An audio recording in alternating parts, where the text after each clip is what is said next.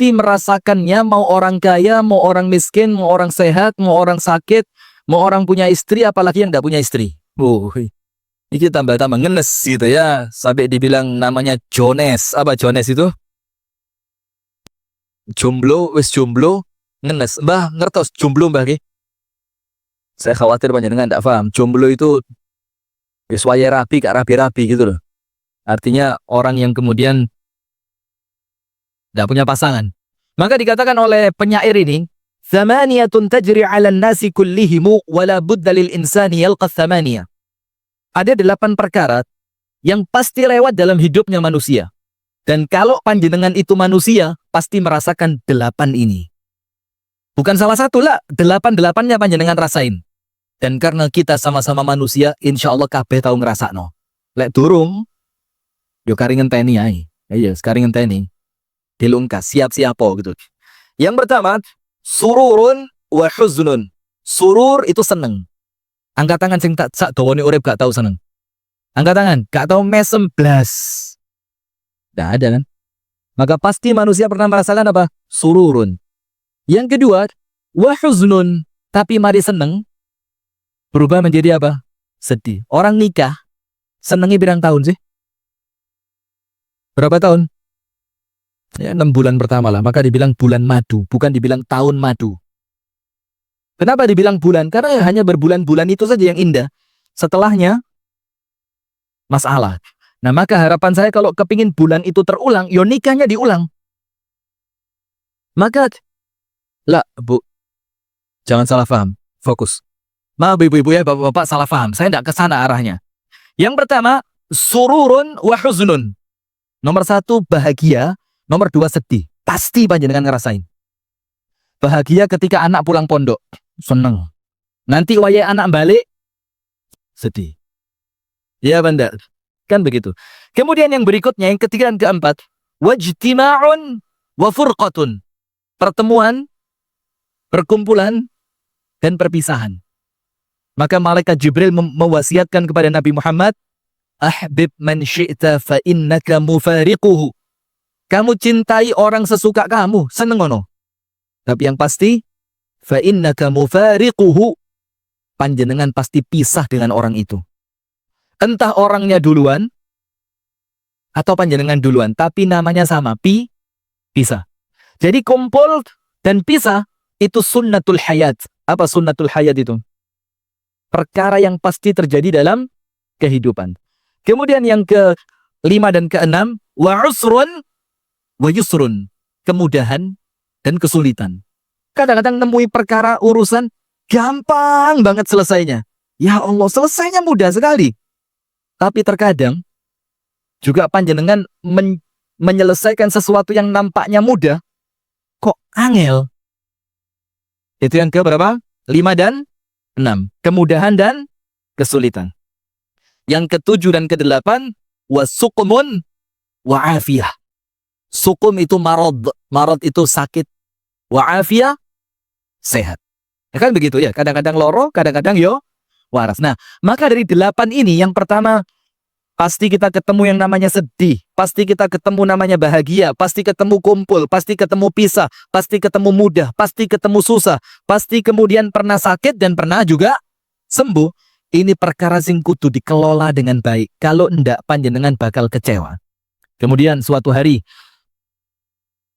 di dalam hadis yang sahih, apa yang terjadi? Ada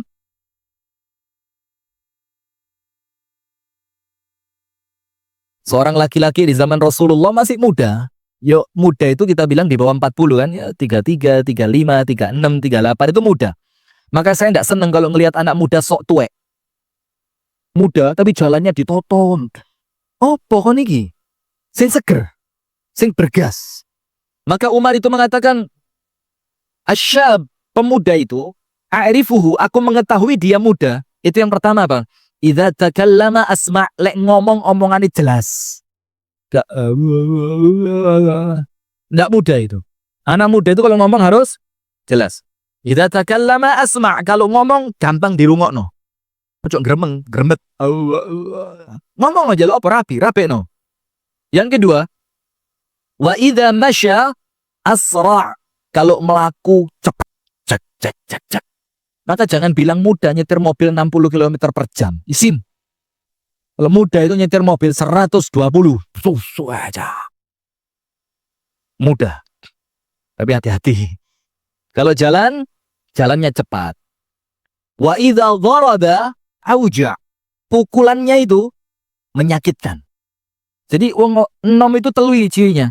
Ngomongnya jelas, melakukannya cepat, pukulannya menyakitkan.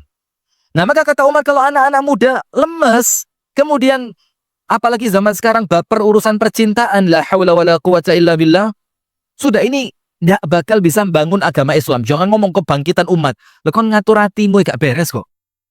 Noto hati itu tidak bisa. Nah, maka ada seorang muda duduk di masjid di waktu orang lain kerja di pasar. Ya kan? Insya Allah panjenengan tahu semua. Tapi saya mau ambil sesuatu yang berbeda dari cerita ini. Sudah? Terus laki-laki ini mukanya murung gitu. Kayak orang kecewa banget. Sedih mukanya. Terus kayak orang tidak punya harapan. Harapannya mati-mati gak apa-apa wis.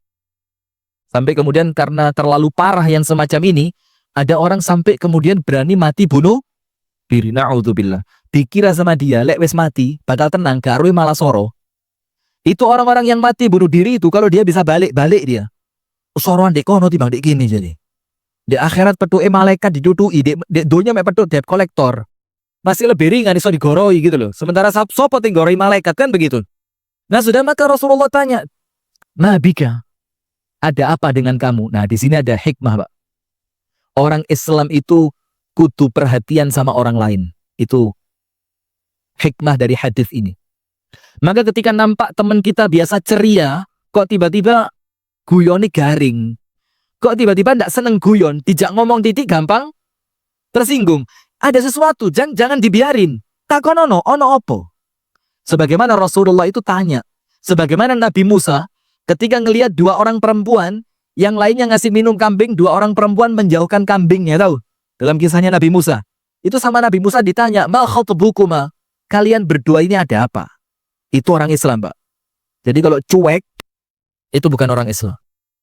Sampai dibilang, tidaklah sempurna iman seorang di antara kalian apabila dia tidur dalam keadaan kenyang dan tetangganya apa?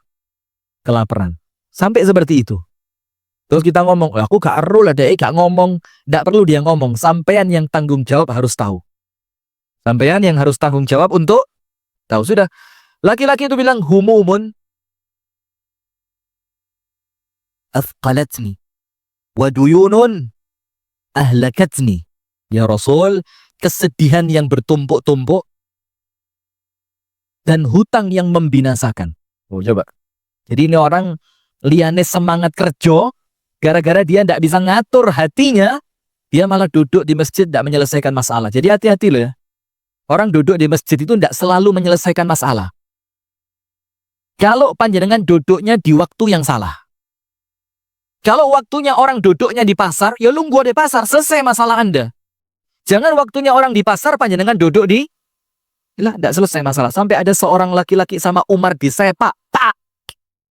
Coba, tidak tahu saya, Takmir Ar-Royan berani tidak begitu? Ono wong jam 8 isuk lungguh di masjid nangis disepak. Wah nih, insya Allah masuk berita sampean. Minimal radar Jombang.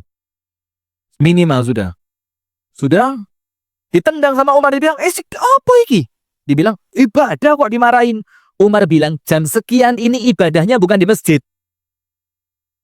Jam sekian ini ibadahnya kerja. Dibilang sama laki-laki itu, kakak saya sudah kerja, cukup saya dibiayai kakak saya. Apa kata Umar? Kakakmu jauh berlipat lebih mulia dibanding kamu. Karena ibadahnya sesuai dengan waktunya. Terus Umar mengatakan apa? Inna sama la tumtiru dhahab wala fiddah.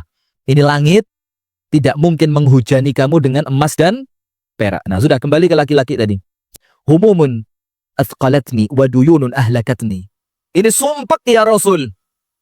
Gak bisa move on saya. Sumpek. Pikiran kayak gak tenang. Ngeluh terus.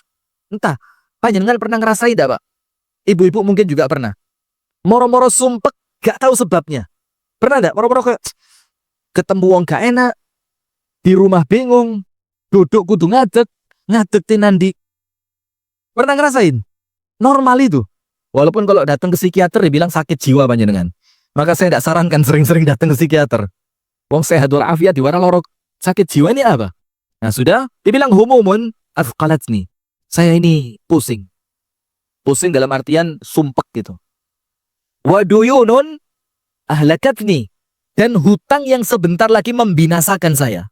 Maka wasiatnya Luqman Al-Hakim kepada anaknya, salah satunya apa? Iyyaka wad-daina. Tak ilingno sampean ojo sampai utang. Kalau tidak kepepet. Coba kabeh alasannya kepepet.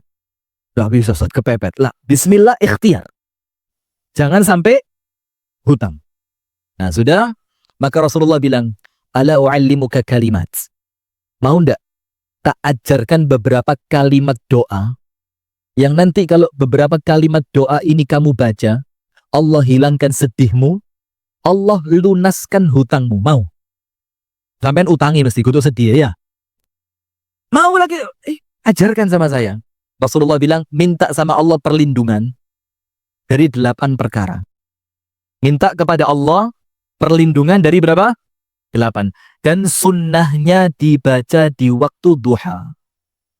Ustadz, dibaca waktu tahajud? Boleh. Dibaca setelah sholat Jumat? Boleh. Ustadz, dibaca menjelang tidur? Boleh. Tidak apa-apa. Doa itu pada awalnya umum. Kapanpun boleh dibaca. Cuma kemudian ada waktu-waktu yang memang dia ditekankan untuk dibaca. Kalau doa ini di waktu duha. Begini doanya. Insya Allah panjenengan sudah hafal. Allahumma inni a'udzubika minal hammi wal hazani. Dan saya tidak senang kalau ada orang ngeremehkan doa. Apa doa? Lah. Bahkan para ulama itu bilang apa? Kalau kamu pengen tahu keajaiban doa, is'alullah al-mustahilat. Mintalah sama Allah sesuatu yang sampean anggap mustahil. Supaya panjenengan tahu bagaimana doa itu ternyata bekerja. Sampai ojo njaluk sekedar, ya Allah, jadikan istri saya mengizinkan saya nikah lagi. Terlalu kecil. Njaluk sing mustahil. Ya Allah, jadikan saya nikah langsung 4. Minta itu. Lek wani loh tapi. Karena saya khawatir ketika doa itu terkabulkan, panjenengan gak wani. Malah bingung kok, wong telu bareng teko. Dalam keadaan Anda sudah punya istri 1 di rumah, sing telu ngomong, Mas rabien aku. Berani panjenengan? Maka lek ndonga aku ya hati-hati. Khawatir lek dongamu diterima, panjenengan gak siap. Maka ibu-ibu tolong kalau suami doa bu dicek. Dungone opo. Kalau doanya ada sesuatu yang nyerempet bu, panjenengan lawan dengan doa juga. Cari kuat-kuatan ya. Tinggal menang doanya suami atau doanya istri. Allahumma inni a'udzubika minal hammi wal hazani. Ya Allah, aku berlindung kepadamu dari al-ham. Ham itu kegundahan yang tidak tahu sebabnya. Opo iki? Kok moro-moro ati sumpek. Wal hazani, hazan itu sedih. Karena apa? Sesuatu yang terlewat. Loh kok gak keterima yo? Aduh, kok gak dapet ya? Aduh, seharusnya saya ngerem gak kena tadi loh. Itu akhirnya sedih, hazan. Dan kita minta sama Allah dihilangkan dua-duanya. Ham, kekhawatiran akan masa yang akan datang. Wal hazan, kesedihan atas apa yang sudah lewat. Itu kita minta sama Allah semuanya dihilangkan dari hati kita. Panjenengan nih Pak. Bu, ibu-ibu. Ibu-ibu dengerin saya enggak? Itu ada TV di belakang ya? Ayo sudah, liatin aja TV-nya, enggak usah lihat orangnya. Nah sudah. Urip iki mek sepisan di dunia. Kenapa hidup yang cuma 1 kali di dunia Anda habiskan untuk sedih, untuk kecewa, untuk kekhawatiran masa yang akan datang? Gaya apa? Kenapa hidup yang 1 kali ini enggak kemudian Anda gunakan untuk seneng saja? Aku tak ibadah wes sing fokus, kok usah mikir sampean. Misalkan suami mulai ada gelagat, genit sama orang lain, tak serahin sama Allah lah. Mau nyawanya dicabut juga enggak apa-apa wes. Gitu loh. Tapi panjenengan fokus membahagiakan diri sendiri. Kenapa hidup sekali harus sumpek dengan dunia lah? Maka yang pertama Rasul ajarkan, Allahumma inni a'udzubika minal hammi wal hazani. Ham, khawatir masa depan, hazan, sedih karena masa lalu. Wa a'udzubika minal jubni wal kasali. Anda tahu jubun? Jubun itu kalau di terjemahan letterlock Indonesia dibilang dari sifat pengecut. Lah. Anda tahu orang Arab itu punya namanya jubnah atau zubdah. Itu apa? Susu yang dikasih cairan apa gitu, nanti tiba-tiba susu itu mengkeret. Bukan keju, beda. Kalau keju itu fermentasi, ini susu dikasih cairan, asalnya sak mangkok, moro-moro kali sak gegem. Dan dia mulai mengental. Nah itu biasanya kalau nanti kita mau makan, kita mau apa itu dioles roti segala macam, itu namanya zubdah, jubun. Sesuatu yang sebelumnya besar menjadi kecil. Sakjane diartikan pengecut boleh, tapi kurang pas. Begini loh. Orang itu ketika di depan istri begini, ketemu bos, moro-moro gini. Itu jubun itu. Sak durunge ini, moro-moro ini. Mengkeret. Ada juga militer di kantor, sipil di rumah. Ada. Di kantor bintang apa, Pak? Ya, Pak Tri. Bintang 4. Ketika pulang, iya deh. Iya. Siap. Sudah. Tidak. Maka jubun itu sesuatu yang sebelumnya panjenengan bergas. Moro-moro apa? Lemes, mengkeret. Akhirnya muncul yang keempat. Wal kasali. Akhirnya males. Dan kita minta perlindungan kepada Allah setiap zikir pagi dan petang kan? Untuk supaya kita dilindungi dari rasa apa? Males. Karena males ini penyakit terberatnya manusia. Males. Sakjane iso. Tapi lapo aku repot. Nolong orang itu bisa. Tapi lho kok engko lek tak jelas no. Aku malah ruwet butuhin dek ndi omahe menggoke opo. Mulai dek gak ngerti malah telepon aku. Males ini. Orang yang males gak pantas untuk dapat akhirat. Orang yang males itu gak pantas untuk dapat akhirat. Gak bisa. Maka yang pertama hammi wal hazan. Yang kedua wa'udzu bika minal ajiz minal jubni wal kasal. Jubun dari yang sak durunge semangat moro-moro mengkeret, akhirnya kalau diteruskan jadi apa? Males. Wa a'udzu bika minal bukhli. Allahumma inni a'udzu bika minal hammi wal hazan wa a'udzu bika minal ajzi wal kasal. Ajiz itu tidak mampu berbuat apa-apa, ajiz. Wa a'udzu bika minal jubni wal bukhl. Bukhl itu apa? Medit, lek wis males, gak iso lapo-lapo, ndak ada pemasukan, akhirnya medit.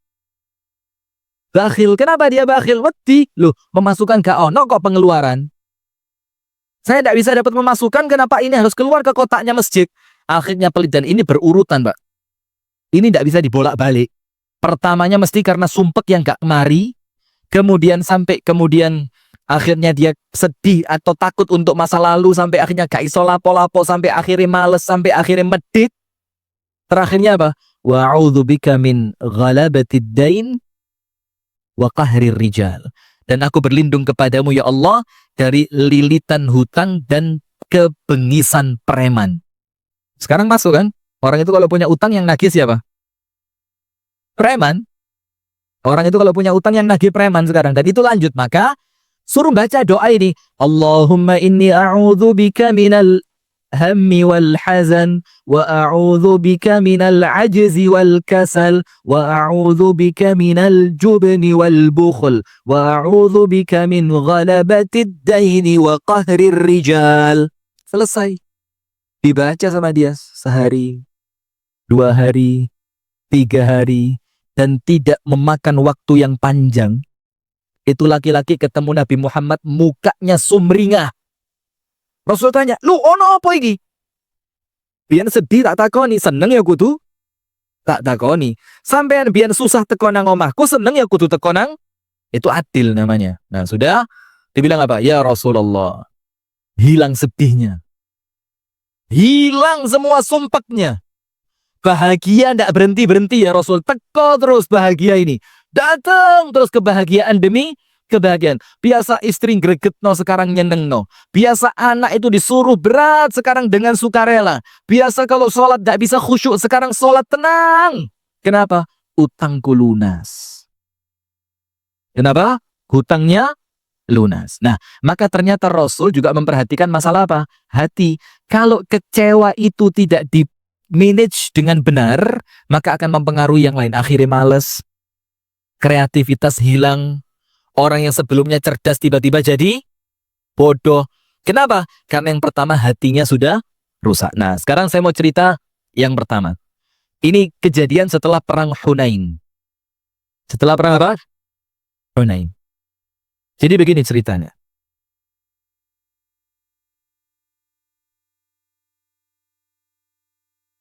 Ketika perang Hunain, itu peperangan yang mendapatkan ghanimah terbesar. Unta itu Rasul dapat sampai 40.000 lebih. Anda bisa bayangin unta 40.000 lebih. Kemudian ada kuda sekian puluh ribu, ada kambing sekian puluh ribu. Dan itu baru binatangnya. Belum lagi perhiasannya, belum lagi tanah rampasannya, belum lagi budak yang ditangkapnya. Luar biasa. Nah, qadarullah, ketika kejadian itu hadirin yang dirahmati oleh Allah Subhanahu wa taala, apa yang terjadi? Ada orang-orang yang baru masuk Islam. Yang ikut perang. Sektas melbu Islam. Yang kemudian Rasul sallallahu alaihi wasallam berharap mereka itu Islamnya kuat dan mempengaruhi orang lain untuk juga masuk Islam. Itu yang namanya dalam Islam mu'allafati qulubuhum. Orang-orang yang hatinya dilunakkan. Maka kita juga perlu luruskan ya. Jadi kalau masuk Islamnya sudah 23 tahun, itu bukan mu'alaf. Diwawancarin di TV, mu'alaf. Ditanya, Anda masuk Islam tahun berapa? Saya masuk Islam kira-kira tahun 2000. Wih, 2021 loh mas. Kok sih mu'alaf ay? Nah, itulah kenapa kemudian dalam Islam itu mu'alaf itu salah satu di antara yang berhak mendapatkan uang apa? Zakat. Kenapa? Kita tidak pungkiri, Pak. Wes talah, kita ini manusia. Rasulullah mengatakan apa? Fa inna likulli ummatin fitnah wa fitnatu ummati al-mal. Setiap umat itu ono fitnahnya masing-masing. Dan Allah tetapkan fitnahnya umatku itu fulus. Mal, uang. Nah, maka kita tidak pungkiri, tidak panjenengan tidak usah gaya toh. Aku kira lebih duit ke anu, tapi lebih uang wedok nemen. Uang iya, perempuan aman nemen. Memang begitu. Nah, sudah, karena Rasul mengatakan, "Ma taraktu ba'di fitnatan adharra 'ala rijal minan nisa." Tidaklah aku tinggalkan nanti kalau aku wafat, kata Rasul, tidaklah aku tinggalkan untuk laki-laki fitnah yang lebih berat dibandingkan perempuan. Berarti dua ini, harta dan wanita. Takhta itu tidak sepiro. Karena ada orang takhta itu malah ngeruweti. Lah apa aku ruwet kudu ngantor jam yak mene, teko ya mene, kudu rapat ron, wis gak wis sing penting duitku akeh bojoku ayu. Ada orang begitu, Pak. Nah, maka Rasul katakan dua ini. Kalau ndak harta, maka wanita. Nah, maka kecondongan manusia suka pada harta itu jibiliyah. Apa jibiliyah itu? Naluri sing tidak mungkin bisa dirusak. Sampai sekelas Umar saja itu mengatakan apa? Ya Allah, aku tidak bisa mencintai kecuali sesuatu yang engkau jadikan indah untukku. Jadi sampai Amirul Mukminin ngaku, tidak mungkin aku bisa suka dari dunia ini kecuali apa yang engkau jadikan indah. Apa yang Allah jadikan indah? Zuyyina linnasi hubbus syahawati minan nisa'i wal banina wal qanatiril muqantarati minadh dhahabi wal fiddah wal khairil musawwamah. Lah, saya bukan tak hafal ayatnya, kurungu kaget itu. Tit, kok cepet isae. Wal khairil musawwamati wal an'ami wal harth, dzalika mata'ul hayatid dunia. Perempuan, harta, kendaraan, emas, perak, kebun, sawah, ladang. Itu sesuatu yang Allah ciptakan, kita suka semua itu. Maka Umar mengatakan, ya Allah, aku tidak bisa menyukai dari dunia kecuali apa yang engkau jadikan aku mencintainya. Tapi apa kata Umar? Bukan doanya Umar minta untuk tidak cinta semua itu. Mustahil. Jadikan aku tidak cinta wanita. Jadikan aku tidak cinta harta. Gak iso. Tapi Amirul Mukminin mengatakan apa? Tapi ya Rabb, jadikan aku memanfaatkan semua itu untuk akhiratku. Nah begitu. Sudah, silakan azan. InsyaAllah kita lanjut ba'dal azan untuk pemirsa Sayap Dakwah TV dan Madani TV. Jangan kemana-mana, insyaAllah kita akan lanjutkan ba'dal adhan. Bismillah, alhamdulillah, salatu wassalamu ala rasulillah wa alihi wa sahbihi wa man walah wa ba'du. Biasanya saya kalau adhannya seperti ini, itu selesai jam 7. Jadi nambah sekitar 15 sampai 20 menit. Tapi nanti lihat materi ya, kalau materinya belum selesai, ya mungkin bisa ditambah lagi. Gitu ya, jadi saya biasa tidak ngelihat takmir kalau pengajian, lihat jamaah. Lek jamaah sing ndangak kabeh, Masih takmirin dingkluk kata reken. Tapi kalau takmirnya ndak jamaah yang dingkluk, wes tutup aja. Masih sekitar 5 menit. Ini gak menyenangkan banget. Sudah. Jadi artinya begini. Tidak mungkin kemudian manusia ini tidak mencintai uang. Tidak mungkin. Maka yang jadi masalah bukan cinta uangnya. Tapi bagaimana Anda memanfaatkan uang itu untuk apa? Maka ketika Rasulullah mengatakan la tazulu qadama 'abdin yaumal qiyamati hatta yus'ala an arba', kaki panjenengan nanti di hari kiamat, Pak. Bu, kaki panjenengan itu tidak beres urusan di depan Gusti Allah, tidak akan bisa melangkah untuk ke surga sampai panjenengan menyelesaikan 4 pertanyaan. An syababihi fima abla, nomilapo. Panjenengan pikir mulai sekarang, dulu waktu saya muda saya ngapain? Mumpung masih ada kesempatan tobat, istighfar, leono ele cepet-cepet tobat. Sebelum sama Allah ditanya. Wa an umrihi fima afna. Kemudian umurnya secara umum dipakai buat apa? Wa an malihi. Allah tanya harta panjenengan 2. Min aina iktasaba, oleh teko endi? Wa fima anfaqah, metune nang ndi. Bayangin ketika harta pertanyaannya berapa? 2. Dan pertanyaan yang keempat, wa an ilmihi madza amila bih, ilmunya dipakai untuk apa? Nah, maka harta ini yang jadi masalah, dipakai buat apa? Dapatnya dari mana? Dan sekarang ini mulai ruwet. Sampai Rasulullah mengatakan, ya'ti 'alan nasi zamanun, akan datang suatu zaman kepada manusia, itu manusia tidak ngerti lagi itu uang halal atau haram. Sing penting oleh, dan terbukti, Pak. Sekarang ada istilah begini, Kak. Sing haram ayangel, opo maneh sing? Lah, ini jahil ini, orang keliru ini. Karena yang halal itu banyak, yang haram sedikit. Kalau panjenengan ikhtiarnya bagus saja nih, dapat yang halal lebih mudah dibanding dapat yang haram. Ya apa? Kok uang dijogo wedi. Korupsi, konangan, KPK. Coba halal, enak tenang. Bahkan harta yang halal itu, Pak, obat. Satu yang saya ingin sharing kepada panjenengan, yang ini saya dapat dari teman saya, yang saya tidak yakin dia bisa ngomong sehebat itu. Tak pikir temenan kau lagi. Gitu, kaget. Dibilang apa? Ustadz, antum kan sering keluar-keluar ceramah. Biasanya kan kalau diundang orang itu tidak mungkin makan pecel tumpang, itu kan tidak mungkin. Mas yang di Jombang kan tidak mungkin. Biasa orang itu kalau ngundang makannya apa? Yang enak-enak kan? Nanti ada suguhan lagi, makanan pembuka, mau pulang diajak minum teh lagi. Maka dibilang apa? Satu anak ingatkan buat antum. Apa itu? Makan apapun, niatkan dalam hati, ya Rob, ini makanan obat. Ya Rob, saya niatkan ini makanan apa?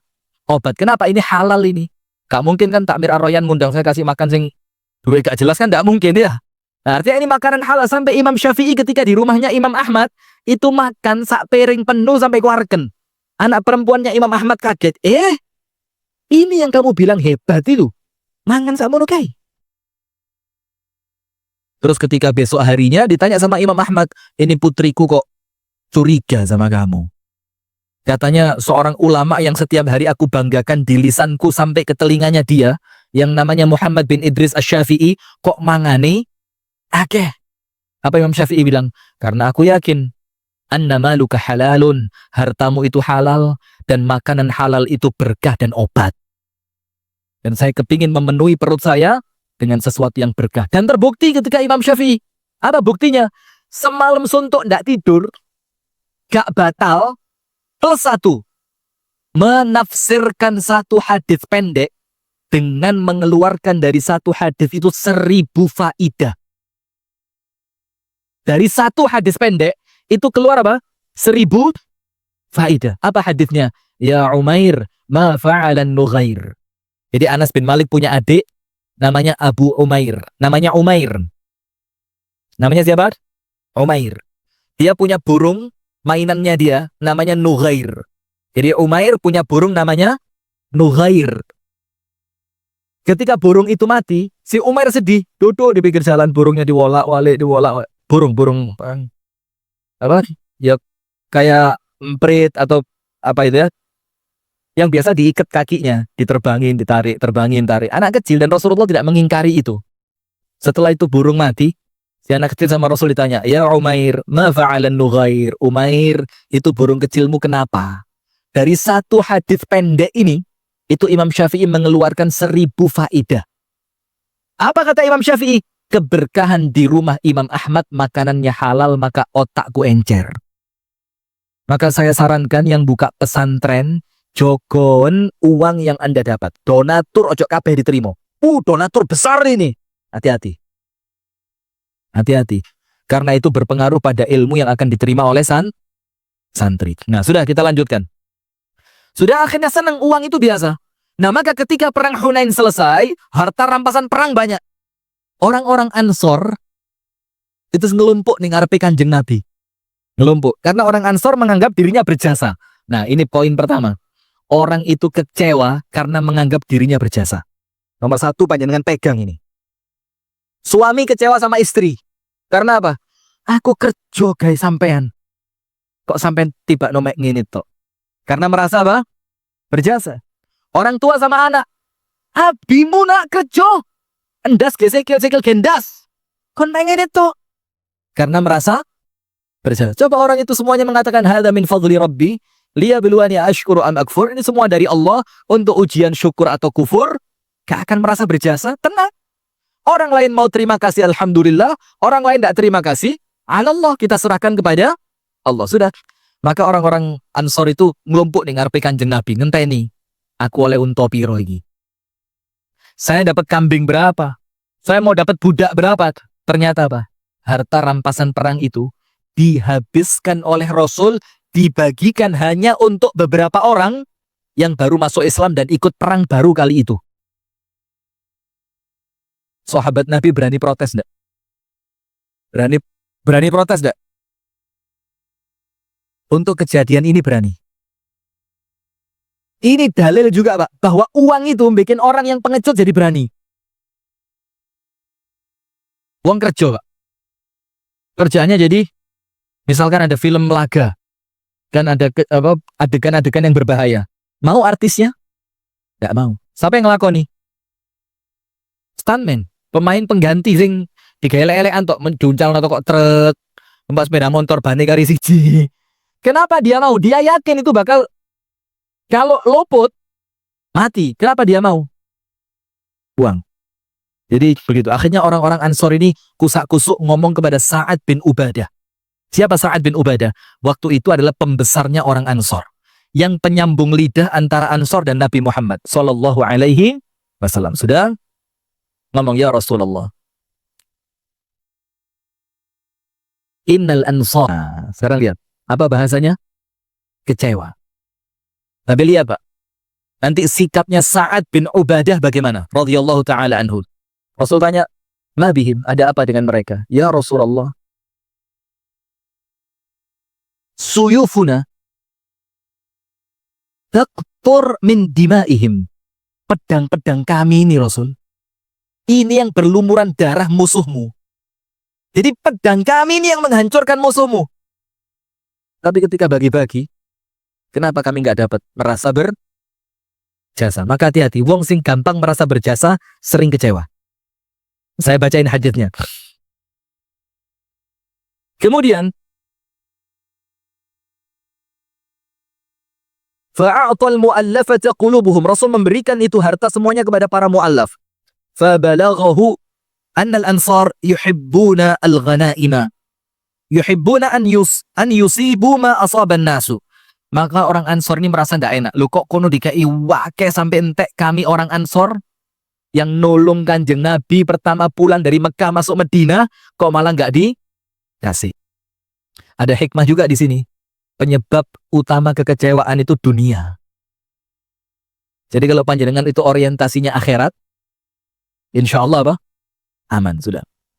Maka berita itu, kekecewaan orang-orang Ansor atas Nabi Muhammad sampai ke telinga Nabi Muhammad.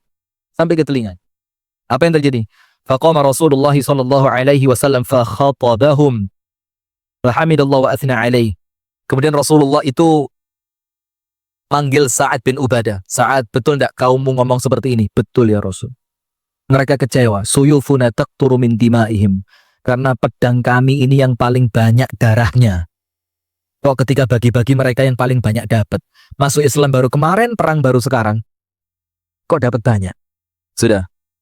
Maka sama Rasulullah, Pak, ya Sa'ad, kumpulkan orang-orang Ansor tok, tidak boleh ada orang lain. Saya mau ngomong dari hati ke hati. Sama orang Ansor, kumpulin Ansor tok. Selain Ansor suruh menjauh. Hanya dikumpulkan di suatu bukit, Rasulullah naik ke atas. Kemudian apa yang terjadi? Rasulullah mengatakan, ya ma'asyaral Ansor, wong-wong Ansor. Bukan Ansor NU, Ansor Madinah, ini apa? Ansor Muhajirin dan Ansor, ya. Ya ma'asyaral Ansar, wahai kaum Ansar. Alam ajidkum dhullalan fahadakumullahu bi. Bukankah dulu kalian ini orang yang tersesat? Terus Allah memberikan hidayah kepada kalian lewat aku. Coba lihat. Jadi kekecewaan karena dunia, obatnya itu akhirat. Obatnya apa? Akhirat. Maka Allah mengatakan apa? Walal akhiratu khairul laka minal ula. Aja khawatir, ula dunia ini tidak lebih baik dibanding akhirat. Maka ketika kita merasa kok soro sih di dunia ini, kok sakit sih, kok dapat istri jelek sih, tidak usah khawatir. Nanti di akhirat Anda dikembalikan sama istri panjenengan. Lu Ustaz, elek mana laan? Ya berubah. Hati ayu. Gak elek mana? Tabdilus sifat, la tabdil al-zawat. Jadi nanti kalau masuk surga itu yang diganti sifat perawakannya. Bukan orangnya diganti. Ya tetap bojo sampai sing iki, Pak. Tapi insya Allah gak bosen. Bedo isan rasanya. Nampaknya saiki merengut tok. Bentu senyumnya kayak bidadari. Amin ya Rabb. Wa'alatan fa'aghnakumullahu bi. Dan aku temukan kalian itu orang-orang pinggiran, kata Rasulullah. Orang-orang miskin, tidak ngerti apa-apa. Kemudian Allah jadikan kalian itu dunia dibuka karena aku ada di antara kalian. Kemudian, wa mutafarriqina fajama'akumullahu bi. Kalian dulu terpecah belah. Aus dan Khazraj dan banyak kabilah-kabilah kecil yang lain. Akhirnya kalian bersatu karena aku datang kepada kalian. Wa yaquluna, maka orang-orang Ansor jawab. Lihat, Pak. Nanti ada di hadis ini yang kalau panjenengan tidak baca penjelasannya para ulama tidak ngerti. Karena ini berkaitan dengan adat budaya orang Arab yang orang Indonesia tidak paham itu. Bukan berarti sana baik. Tidak, artinya ada kebiasaan orang sana yang di sini bukan suatu kelaziman. Kebiasaan, sudah. Maka orang-orang Ansor jawab, Allah wa rasuluhu amannu. Faqala ama tujibuni. Qala Allah wa rasuluhu amannu. Apa kata orang-orang Ansor? Allah dan Rasulnya yang memberikan karunia kepada kami. Ngaku mereka, ngaku. Weskisinan. Jadi ketika diingatkan, hidayah itu lebih mahal. Persatuan yang kalian miliki sekarang lebih mahal. Kok kenapa saya ngurusi harta sing ecer-ecer ini? Maka terus Rasul tanya, ama tujibuni? Ayo jawaban, kata Rasulullah. Anda ngerti tidak jawaban itu maksudnya di sini apa? Anda buka kitab hadis para ulama. Orang Arab itu, Pak, misalkan saya ngomong sama Pak Gatot. Pak Gatot ini tidak terkenal kalau tidak ada saya. Pak Gatot ini kata sebut jenengi, urip mulai. Terus nanti adabnya orang Arab, Pak Gatot akan balas saya. Lu sampai ini kalau kata undang kata ngaroyan. Lu sampai ini kalau gak gara-gara aku, yo gak metu di videonya aroyan. Nah, itu yang dimaksudkan Rasulullah. Ama tujibuni, ayo jawaban. Kalian melakukan apa untuk saya? Dan hebatnya, Pak, orang-orang Ansor ngempet. Kalau tidak ngempet, metu. Apa itu? Kamu datang kepada kami terusir, kami yang terima kamu. Engkau datang kepada kami tidak bawa istri, kami yang menikahkanmu. Engkau datang kepada kami dalam keadaan didustakan, kami yang beriman kepadamu. Kalau orang Ansor mau jawab. Tapi di sini ada hikmah, Pak. Wong iku lek pas kecewa jawab-jawaban gak malah waras. Orang itu kalau lagi kecewa, bu sama suami. Sampean hilang ganti kon kok ya apa lu? Ini gak malah mari, malah panas, malah ruwet, malah rusak. Dan serius. Maka ketika istri marah, suami diem. Sebaliknya pun sama. Ketika posisi suami yang marah, istri harus diem. Karena kalau marah dibalas marah, terbakar. Nah, kemudian orang-orang Ansar menjawab, ama tujibuni Rasulullah. Ayo jawab, kata Rasulullah. Qalu Allah wa rasuluhu amannu.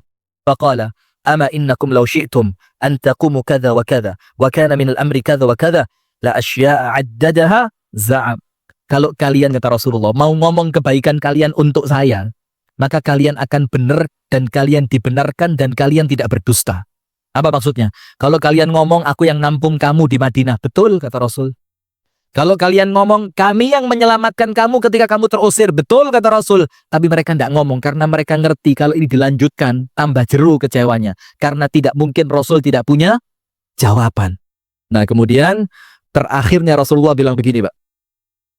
Wahai orang-orang Ansor, tidakkah kalian suka kalau mereka pulang bawa unta, mereka pulang bawa kuda, mereka pulang bawa budak, mereka pulang bawa keledai, sementara kalian pulang bersama Rasulullah? Coba Pak.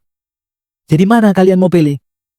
Mau seperti mereka, boleh bawa duit, yang itu fitnah, yang pulang bawa unta, yang itu unta boleh jadi memberatkan mereka di akhirat, atau kalian pulang membersamai Rasulullah? Apa katanya orang Ansor? Radina ya Rasulullah. Ya sudah ya Rasul, kami ridho dengan yang kamu lakukan. Lihat. Nah dari cerita pertama loh, masih ada dua lagi. Dari cerita yang pertama ini kita pahami apa? Orang Ansor kecewa. Disampaikan melalui Sa'ad bin Ubadah. Dan Rasul tidak membiarkan itu berlanjut lama. Ditekak no, ayo omong-omongan. Ayo diselesaikan. Rasul tanya, apa yang kalian akan jawab untukku ketika aku katakan Allah beri hidayah kalian lewat aku? Allah hilangkan perpecahan kalian lewat aku. Nah artinya itu beberapa hikmah tadi untuk ngatur rasa kecewa. Nomor satu, rata-rata kecewa itu karena orang merasa apa? Berjasa. Maka hindari Pak. Karena semua jasa itu kita ucapkan la haula wala quwata illa billah. Diomongno gampang, dia ngenangen angel. Istri bisa sehebat itu sekarang, suami bisa sekeren itu sekarang. Oh, bukan karena pasangan. La haula wala quwata illa billah. Anak bisa jadi dai besar, yang satu jadi dokter terkenal, yang satu jadi arsitek kesohor. Bukan karena orang tua. La haula wala quwata illa billah. Yang kedua, rata-rata kekecewaan itu faktornya dunyawi. Yang ketiga, ketika orang itu mulai kecewa, ingat Pak, walal akhiratu khairul laka minal ula. Wes talah, dunia kecewa sedikit tidak apa-apa. Nanti di akhirat kamu mendapatkan kebahagiaan. Wes, saya singkat, satu cerita saya hilangkan, saya masuk cerita terakhir, Khalid bin Al-Walid. Anda tahu tahun 13 Hijriah, sepeninggal Rasulullah Sallallahu Alaihi Wasallam, maka kekhilafahan digantikan siapa? Abu Bakar. Abu Bakar jadi khalifah berapa lama? Sekitar 3. Digenapkan sekitar 3 tahun. Sudah, ketika Abu Bakar menjadi khalifah, itu ada panglima perang yang tidak terganti mulai zamannya Rasulullah. Dan tidak pernah kalah. Namanya Khalid bin Walid. Anda tahu meninggalnya di mana? Ratusan bahkan ribuan peperangan dia ikuti. Badannya ini bekas panah, tombak, pedang, itu gak kehitung. Dan itu laki-laki begini loh Pak. Lanang kok mulus. Sini-sini. Lanang yang nyekel arit, nyekel pacul, linggis, kerja, menek wit, tandur. Itu orang lanang. Lanang kok glowing. Apa ini? Malu-maluin. Anda mau niru-niru artis Korea ya? Nggak usah niru-niru. Biar ibu-ibu aja yang glowing. Kita cukup menikmati saja. Jadi Ali bingung kok, akhirnya rebutan skincare sama istrinya. Kok entah iyo kok gaya wingi ngawur lu iyo. Kan gak lucu rumah tangga kalau rebutan skincare ini kan gak asik gitu ya. Nah sudah. Ibu-ibu, bapak-bapak rebutan skincare gak Bu? Atau jangan-jangan ibu-ibu ini gak ngerti bisa nih Jombang ini. Apa skincare itu Ustaz? Skincare itu gampang itu kayak ini Bu. Kalau orang Kalimantan itu bedak dingin. Jadi bikin bedak dari beras. Beras, tumbuk itu nanti sama mereka dipakai. Sudah lanjut. Itu meninggalnya Khalid bin Al-Walid itu bukan di perang, Mbak. Di atas kasur. Maka mati syahid itu juga pilihan dari Allah. Anugerah besar. Tapi ketika Khalid bin Walid itu akan meninggal dunia, dia bilang apa? Dakhaltu ma'arika iddah. Aku ini masuk perang itu gak kehitung. Mulai musuh yang banyak, musuh yang kecil, perlengkapan lengkap, tanpa perlengkapan, masuk. Wa amutu ala sarir mautal jubana. Terus kok matiku di atas kasur kayak pengecut begini. Ini loh Pak, orang Islam itu Pak. Mati itu harapan kita di jalan Allah. Jangan mikir bagaimana mati. Gini Ustaz, saya pengen nanti kalau mati itu Ustaz, ya istri 4 ngelumpuk semua. Anak-anak pas akur ada semua. Pas keadaan itu di rumah ya pas enak, ndak di rumah sakit Ustaz. Sekarate gak suwe 14 dino ae, gak suwe-suwe. Oh. Ini apa ini? Cemen. Orang Islam itu ndak boleh kehilangan mati di medan jihad. Kudu. Kalaupun ndak, minimal niat. Minimal apa? Niat. Orang Islam pantang ganggu tapi lagi diganggu gak wani mundur. Mundur kok gak wani. Izin karo Gusti Allah. Malu sama Allah. Kamu ini di depanmu musuh. Semakin kuat musuhnya, semakin seneng kita. Matinya cepet. Dan melbu surga insya Allah. Allahumma amin. Jadi tidak ada yang ditakutkan sama orang Islam ini. Karena ketika dia meninggal, itu dia mendapatkan surga. Dan matinya dia itu mati apa? Syahid. Panjenengan tahu mati syahid itu keutamaannya apa? Nomor 1, Allah ampuni semua dosanya. Nomor 2, Allah masukkan surga tanpa hisab. Tidak kepingin. Tidak kepingin. Jadi, kalau kemudian nanti, ini masjid ini bahaya soalnya live semua ini. Kalau misalkan nanti sewaktu-waktu moro-moro komunis atau apa gitu bangkit, ojo malah wedi. Malah semangat, malah wajib iki pintu surga sama Allah sudah di buka. Lemes sama makan es tebu aja bener lemes sama. Sudah ini Khalid bin Al-Walid itu kecewa dia. Kenapa kecewa? Aku ini perang bukan cari menang, cari mati. Lah kok matiku di atas kasur? Dakhaltu ma'arika iddah wa amutu ala sariri mautal jubana. Maksud aku ini perang berkali-kali, mati di kasur kayak wong melak, kayak apa? Kayak pengecut. Jadi mati di kasur itu malu orang Islam, Pak. Lah kok sampean malang golei. Nanti kalaupun ke rumah sakit yo kamarnya kudu sing VVIP. Apa iki? Niat baru sekedar cita-cita itu lho panjenengan oleh cetek. Sing jero, yang dalam, yang tinggi. Sudah? Semakin namanya Khalid bin Walid ini ketika Rasulullah meninggal, digantikan oleh Abu Bakar, sama Abu Bakar tidak diganti. Khalid panglima perang. Karena terbukti, ini Pak, strategi main. Kemudian, panjenengan tahu ada orang itu Pak, yang Rasul katakan, fa inna minal bayani la sihrun. Sebagian dari omongan ini sihir Pak. Sebagian dari ceramah ini apa? Sihir. Maka ada orang ceramah Pak. Itu panjenengan rungokno, saya rasa cukup sekian. Apa kok cukup sekian iki? Wes suwe tapi gak kroso karena ono apa nih?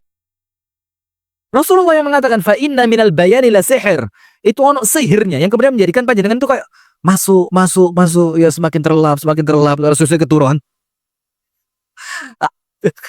Artinya semakin panjenengan terasa oh ini nyaman. Sudah Khalid ini punya itu. Ketika dia membangkitkan pasukan perang, itu pasukan perang seperti apa? Langsung kayak macan, Pak. Yang itu tidak dimiliki panglima perang yang lain. Dan ada di antara manusia yang begitu. Ono sing nyemangati malah males ini semangati. Oh, bohong ini. Ada orang itu seket maju, itu jamaah wis. Ayo wis gak usah kesuwan wis. Kang budal begitu. Khalid punya itu. Dan kemudian Khalid bin Walid itu ketika namanya disebut, musuh itu ngepir duluan. Panglima perang Islam datang sama Khalid. Waduh Khalid. Wes mereka bilang, ya bos itu ora. Gak usah wis mundur. Oh isin rek Khalid tuh iki ayo. Nah itu Khalid punya. Maka di zaman Abu Bakar nggak diganti. Ketika Abu Bakar meninggal dunia, itu Khalid bin Walid sedang memimpin pasukan umat Islam mengepung Damaskus, Suriah. Dan itu pengepungan sudah berjalan berbulan-bulan. Maka berita meninggalnya Khalifah Abu Bakar itu tidak sampai di telinganya pasukan Islam. Karena sih roh. Tidak ada ini streaming YouTube kematian Abu Bakar. No. Atau grup WA berita kematian. Itu grup WA paling menyeramkan itu. Waduh, bendina kita telu papat innalillahi la haula wala sapa maneh iki. Itu grup WA yang paling tidak kepingin saya buka itu. Coba iso gak dibuka anu bagus itu karo mati ngono jane.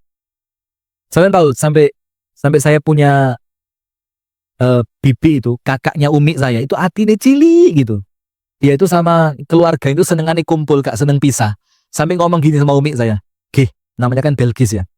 Dipanggil Ge. Enak engko lek kene iki mati, bareng ge yo, bareng ngono. Engko moro-moro engko wis gak sedih-sedihan ngono lho, aku gak sedih kok tinggal, kon gak sedih tak tinggal, enak bareng ya ge. Ya apa carane? Mosok ngombe racun jare. Loh, itu saking kecilnya hatinya.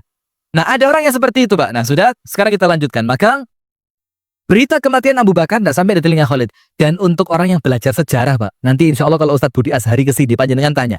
Memang sempat ada masalah antara Umar dan Khalid bin Walid. Sempat ada masalah.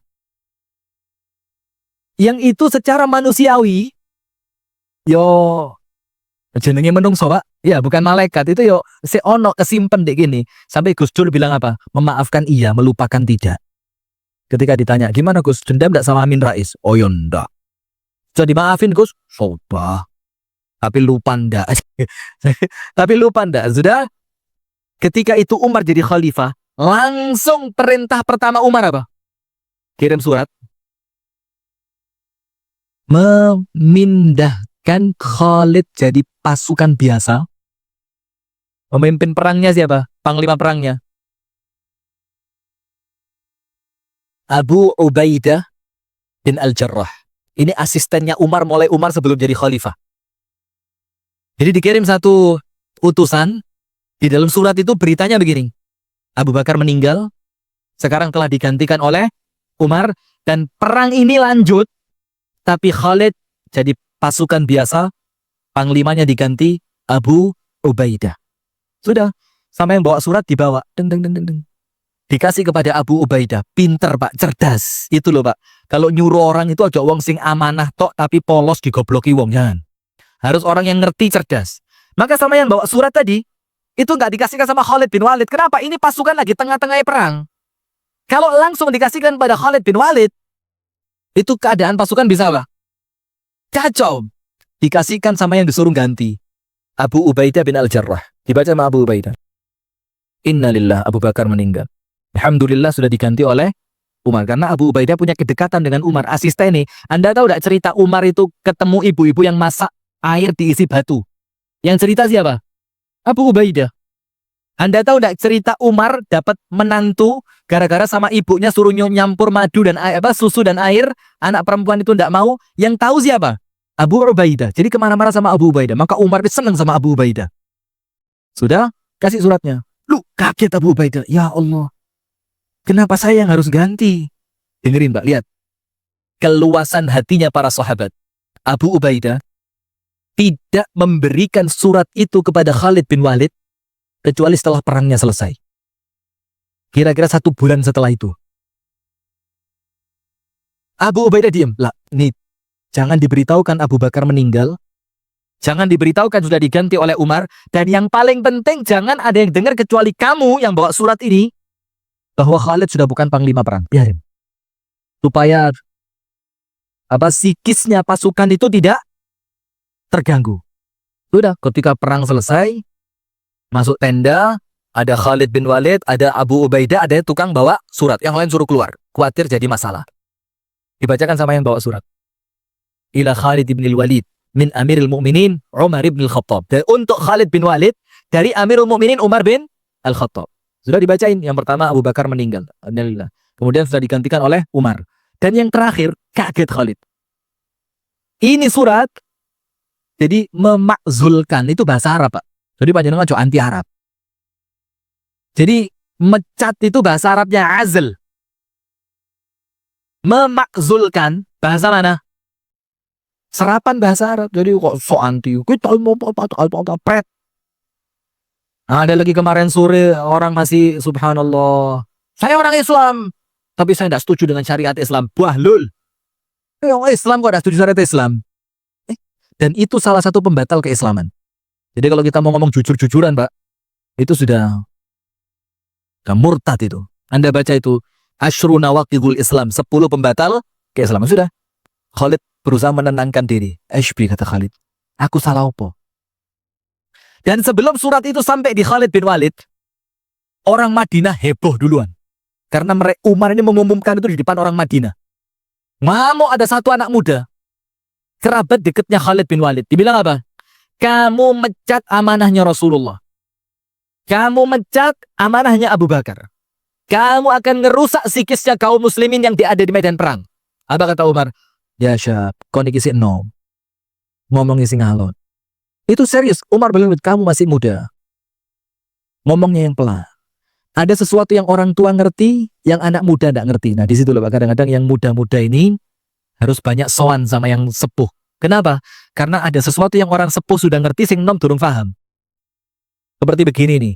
Sing nom gak paham lagi, sing sepuh-sepuh kemeng kabeh sikile. Sing nom kau wenceng ae, apa itu Khalid bin Walid. Nah, sudah, jangan khawatir. 5 menit. Nah, sudah. Apa yang terjadi, Pak? Sama Umar bilang, kamu tidak tahu Khalid itu pernah punya salah. Tapi saya tidak ngomong. Saya ngomong cuma untuk kamu, katanya Umar. Apa itu?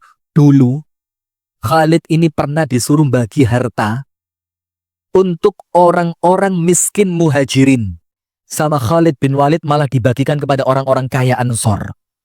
Kata Umar, itu saya tidak suka orang mengingkari perintah, kata Umar.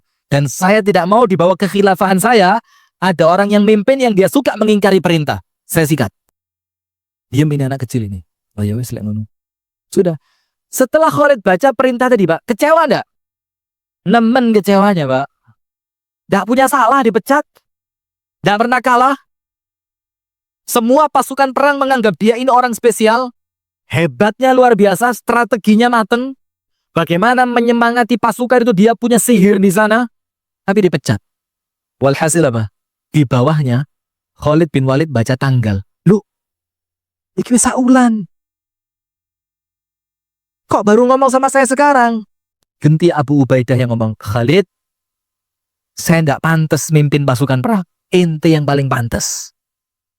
Tapi lebih pantas untuk saya ngikutin perintah Amirul Mukminin. Maka wis kini nurutai.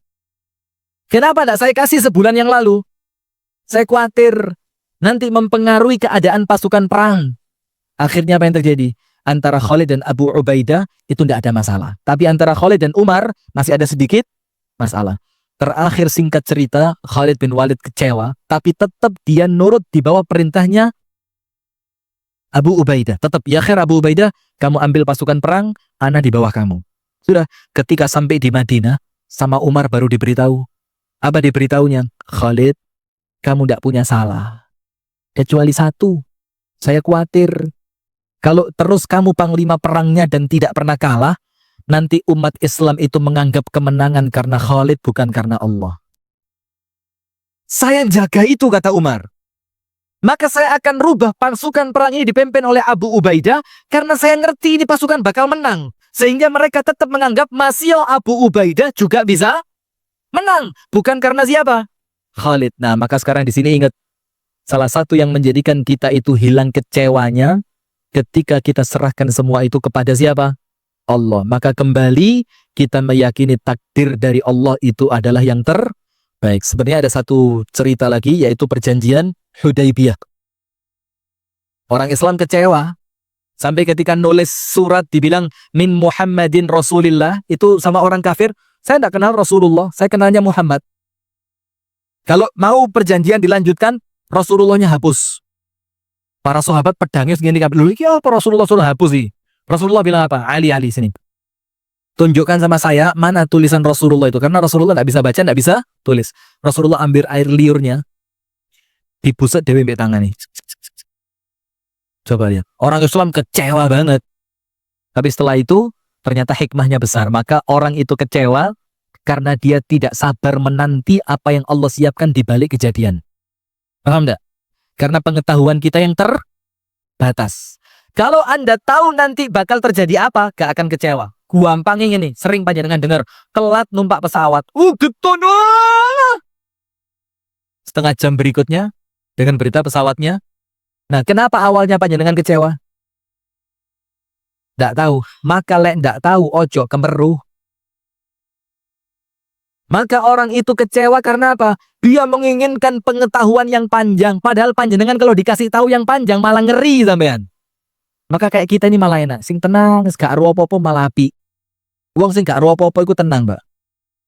Lek kakean ro malah bingung.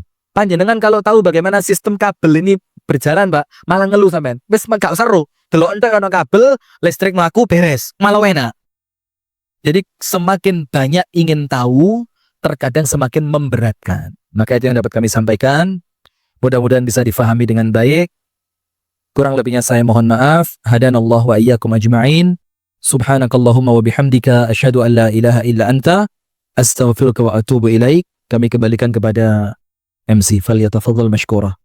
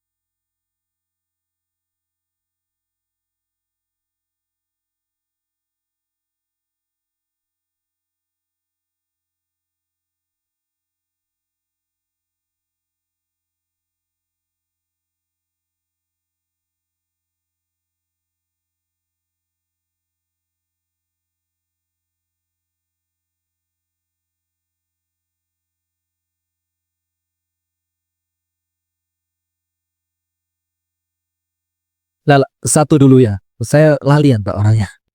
Panjenengan pegang dulu mic-nya satu dulu. Dan ini bukan guyon, ini serius. Memang kadang-kadang kalau pertanyaan ketumpuan dijawab yang pertama, yang kedua lali. Atau kadang-kadang kalau lebih mudah yang kedua, dijawab dulu yang kedua, yang pertama lali. Jangankan itu, sekarang aja saya sudah lupa pertanyaannya tadi. Ikhlas tadi ya? Nah, sudah ikhlas. Begini. Jadi kalau bahasa agamanya Pak, ini kan saya tadi ceramah tadi itu dengan bahasa sehari-hari. Ojo kentunyan, ojo merasa berjasa, kembalikan kepada Allah, ingat akhirat lebih utama, kan begitu, biar ndak kecewa. Jangan terlalu bergantung kepada manusia, jangan menggantungkan harapan kepada suami, kepada istri, kepada anak, batal kecewa. Nah, tapi kalau bahasa agamanya ya sampai sebut tadi, itu namanya ikhlas. Nah, sekarang bagaimana implementasi yang paling gampang tentang ikhlas? Saya ini kalau ceramah gak ngeruti bahasa. Tak gampang no cek panjenengan ngertinya itu bukan ngerti pura-pura tapi karena gak ngerti kok izin. Nggak. Orang tanya orang Mesir itu Syekh Islam. Orang Mesir itu kalau bilang khalas atau khalastu itu selesai. Artinya mari gitu, mari. Nah, maka ikhlas itu satu akar kata dengan khalas, ikhlas, mukhlis itu satu akar kata. Nah, maka bagaimana supaya orang itu mengimplementasikan ikhlas untuk mengatasi masalah? Selesai. Itu urusannya. Ono masalah, hari itu ada masalah, jangan diperpanjang. Anggapan selesai. Istri sedang marah, dia diam, selesai. Artinya jangan mengungkit-ungkit. Ojo dipikiri terus. Ojo jadi bahan beban pikiran. Itu tidak selesai. Maka ikhlas itu khalas. Yo selesai. Setelah sholat isya, yo bisa jadi eling-eling mana? Setelah sedekah, bisa jadi eling-eling mana? Setelah memaafkan orang lain, bisa jadi eling-eling. Itu ikhlas. Khalas, selesai. Kalau panjenengan beramal, dieling, itu bukan ikhlas. Gak selesai namanya. Kok ungkit terus. Begitu pula masalah. Kalau kita kepingin cepat selesai sama orang, kita urip uang itu kan pasti ada masalah. Salah paham, salah ucap, dan kita udah sering seperti itu. Salah ucap itu sering, tapi kita tidak pernah malu minta maaf. Ya biasalah ya, manusia kan. Nah, maka setelah masalah itu terselesaikan, ya wis, khalas, selesai, jangan dipikir. Jangan lagi ada sesuatu yang mengganjal di dalam hati. Karena apa? Nanti kalau ketumpuan masalah yang baru, tambah abot, tambah jeru, angel ngilang ini. Wallahu ta'ala a'lam bishawab. Monggo yang kedua.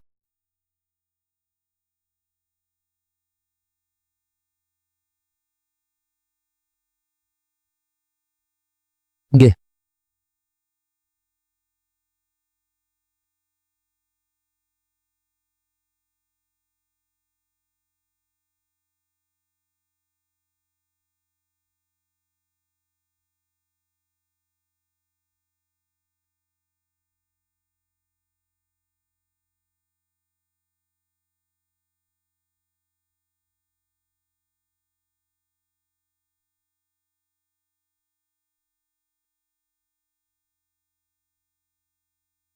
Waalaikumsalam warahmatullahi wabarakatuh. Jadi begini.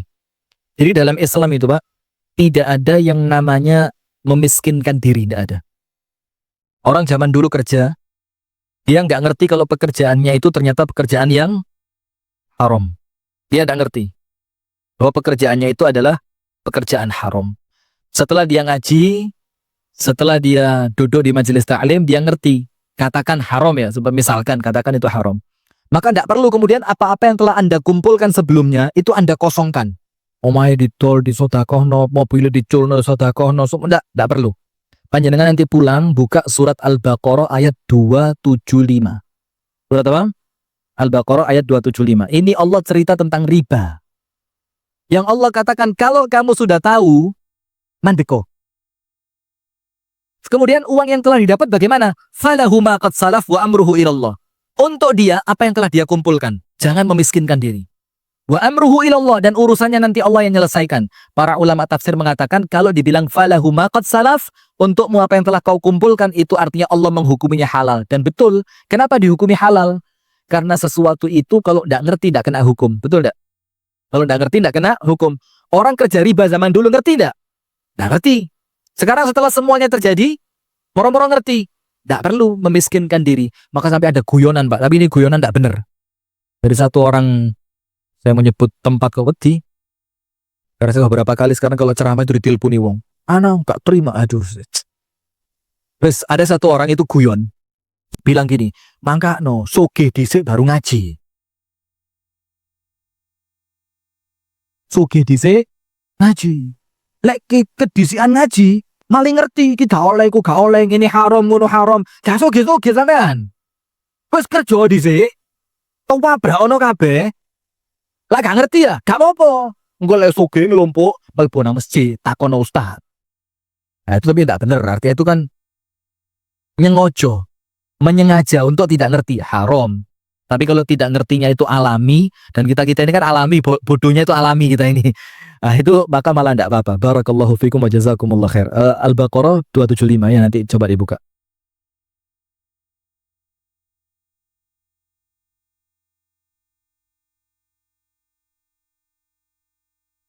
Waalaikumsalam warahmatullahi.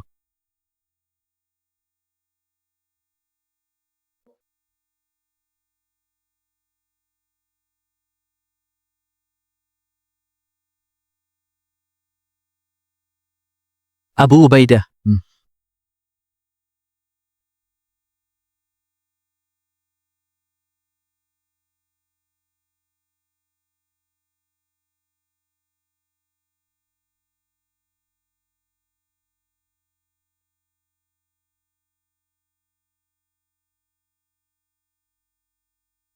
Jazakallah. Saya dapat intinya. Saya dapat intinya. Nah, sip begini. Bedakan Umar ngomong dengan siapa dan untuk apa. Itu penting. Itu dalam bahasa Arab ada yang namanya balaghah. Balaghah itu likulli maqamin maqal. Setiap orang yang diajak bicara ada cara bicara yang berbeda. Sekarang Umar mengatakan, kamu tidak ada salah Khalid. Itu untuk gedekno atine Khalid bin Walid. Jadi tidak mungkin Rasulullah ketika kedatangan Khalid, kamu sih dulu sama Abu Bakar disuruhnya bagi buat muhajirin, kamu bagi sama Ansor. Tidak. Karena kejadian sudah terjadi. Wis dipecat. Nah maka saat itu Umar membesarkan hatinya siapa? Khalid bin Walid. Kenapa Umar menceritakan kesalahan itu kepada kerabatnya Khalid yang marah-marah? Supaya dia ngerti ternyata pemecatan Khalid bukan tanpa alasan. Jadi ketika berbicara dengan orang yang berbeda, terkadang kita memberikan jawaban yang berbeda untuk memahami kebutuhan orang yang bertanya itu. Ada orang tanya sama Rasulullah, Islam apa yang paling baik? Rasul bilang, orang yang menahan amarah. Ternyata si penanya ngamuan. Tadi tanya lagi, ya Rasul, Islam apa yang paling baik? Ngasih makan orang. Ternyata ketahuan, si penanya medit. Ketika lagi ada orang lain tanya, ya Rasul, Islam apa yang paling baik? Sholat tepat waktu. Ternyata ketahuan, orangnya lek sholat sering telat. Maka setiap orang yang bertanya, dia membutuhkan jawaban yang berbeda. Nah itulah kenapa tidak semua orang yang bertanya itu terkadang jawabannya sama. Nah maka di sini dibutuhkan kedewasaan. Jangan kemudian gaya ngedu. Lu wingi jawabannya Ustadz Iko ini. Saya kok ini dijawab gini. Nah, maka ada tulisan bagus. Penuntut ilmu zaman sekarang ini Pak. Itu lebih pantas dibilang pengadu domba. Karena tanya pertanyaan yang sama di beberapa majelis, gue lagi gak podo diantem-antem no. Ustadz ini bilang gini loh, kok Ustadz ini gini? Nah, tapi kalau Umar tadi dengan Abu Ubaidah dan kepada kerabatnya Khalid bin Walid, itu ada sisi gede no hati, ada sisi memberikan jawaban yang rasional. Barakallahu fikum wa jazakumullah khair. Tapi pertanyaannya bagus. Dan sebelum panjenengan tanya, saya kepikiran tadi. Ilmu laduni. Enggak ada guyon-guyon. Barakallahu fikum. Jazakumullah khair, Gus. Baik. Insyaallah bisa difahami dengan baik. Dan mudah-mudahan tidak banyak overlapping ya. Karena saya kalau pengajian kadang-kadang meluasnya kadoan sehingga balik kangelan. Tapi intinya mudah-mudahan panjenengan bisa paham ternyata kecewa itu memang manusiawi. Tapi kita perlu tahu ternyata kecewa itu biasanya karena orang itu merasa berjasa, orientasinya dunia, dia lupa dengan akhirat. Maka ketika dikembalikan semuanya kepada Allah, insya Allah rasa kecewa itu akan berkurang, bahkan bisa hilang. Untuk lengkapnya majelis di malam hari ini, mari kita tutup dengan doa. Assalamualaikum warahmatullahi wabarakatuh.